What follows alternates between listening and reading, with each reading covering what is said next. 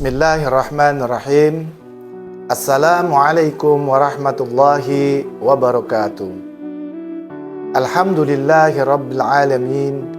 Wabihi nasta'in ala umurid dunya wa din. Wassalatu wassalamu ala asrafil anbiya'i wal mursalin. Sayyidina wa nabiyina Muhammadin wa ala alihi wa sahbihi ajma'in. Subhanaka la ilma lana illa ma 'allamtana innaka antal alimul hakim. Alhamdulillahi rabbil alamin. Puji syukur kita panjatkan kehadirat Allah Subhanahu wa taala, di mana kita memasuki bulan yang maha agung, yaitu bulan Ramadan, bulan yang dirindukan oleh seluruh umat manusia. Salawat serta salam senantiasa kita haturkan ke baginda Nabi Muhammad sallallahu alaihi wasallam beserta para sahabatnya, para keluarganya, para pengikutnya. Insya Allah kita semua digolongkan ke dalam golongan umatnya di yaumil akhir nanti. Para sobat soulmate yang sama-sama merindukan rahmat dan ridha Allah. Al-Fakir akan mengisahkan sebuah kisah di sebuah kota di Pulau Madura.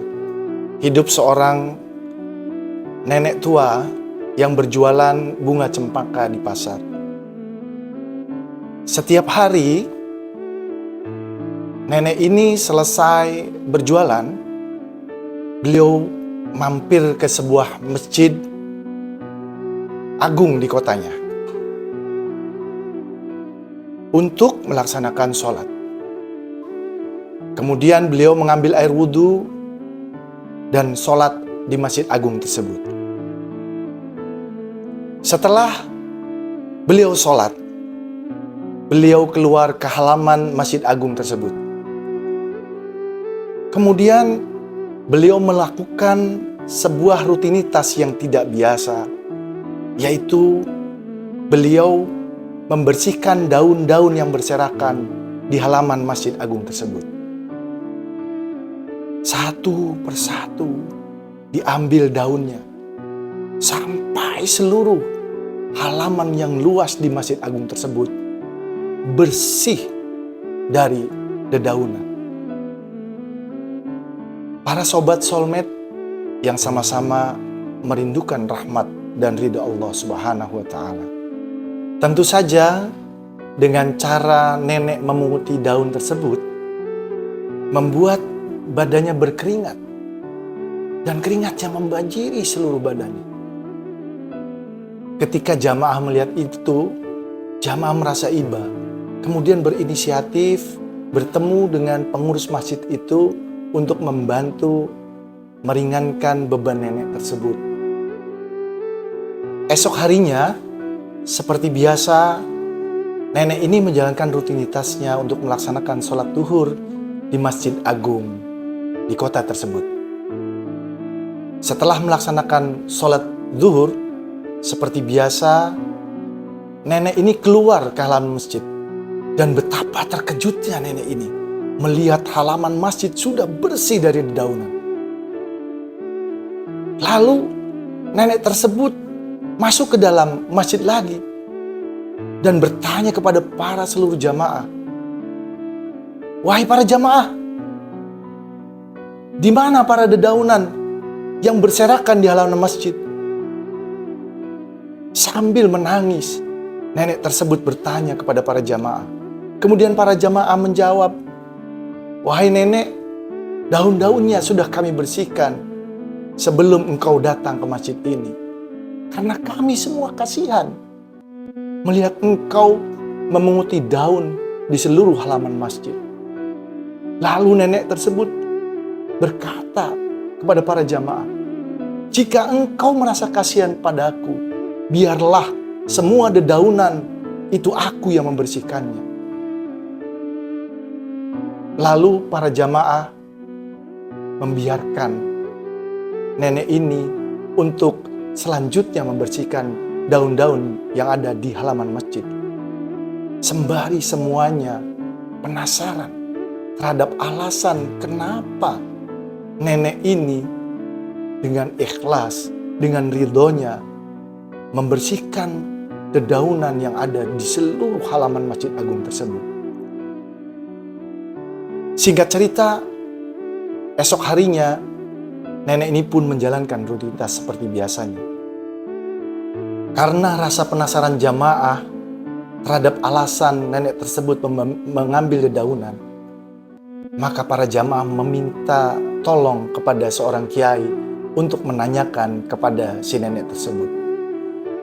Kemudian kiai menanyakan kepada nenek tersebut tentang perihal alasan kenapa beliau mengambil dedaunan di halaman Masjid Agung tersebut.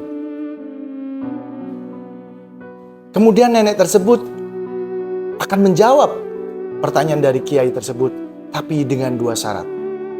Yang pertama adalah yang mengetahui ini hanya kiai saja.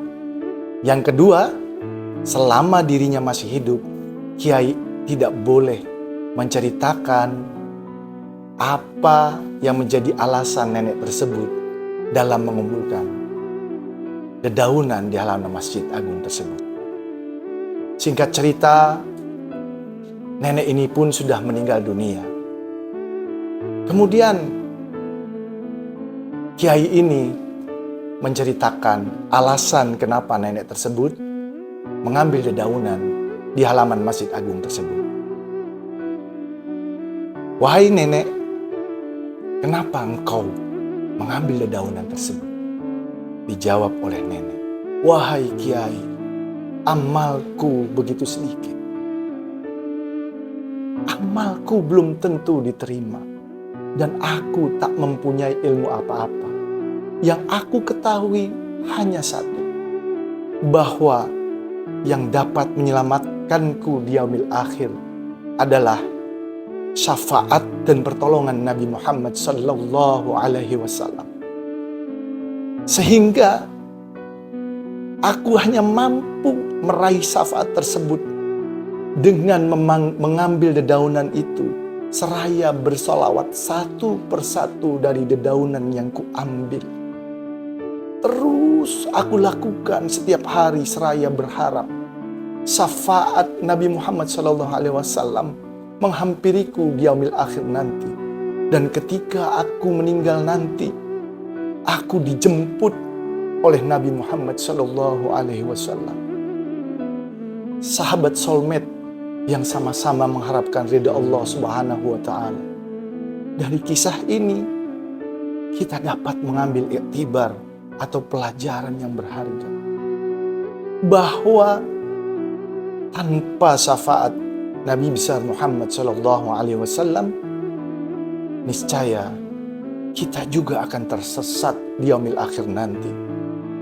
Para sahabat soulmate yang dirahmati oleh Allah Subhanahu wa Ta'ala, nenek tersebut melakukan sholawat sebanyak-banyaknya sehingga dia ingin mendekat kepada Nabi Muhammad SAW. Seperti perintah Allah Subhanahu wa Ta'ala di dalam surat Al-Ahzab ayat 56. A'udzu billahi minasyaitonir rajim. Bismillahirrahmanirrahim. Innallaha wa malaikatahu yusalluna 'alan nabi. Ya ayyuhalladzina amanu sallu alaihi wa sallimu taslima.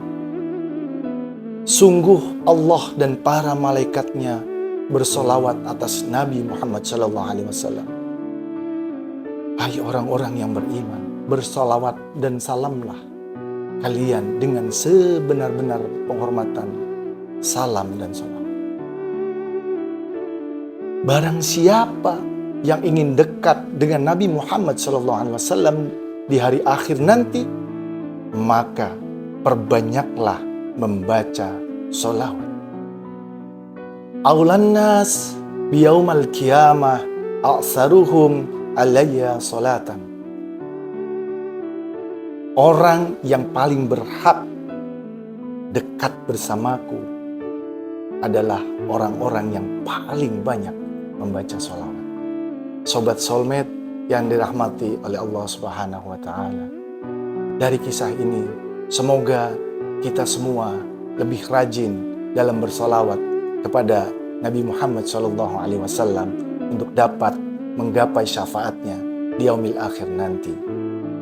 Akhirul kalam, al-fakir yang miskin ilmu ini, memohon maaf apabila ada kata-kata yang kurang berkenan. Semoga ini menjadi pelajaran dan hikmah besar dalam menampaki kehidupan kita ke depan.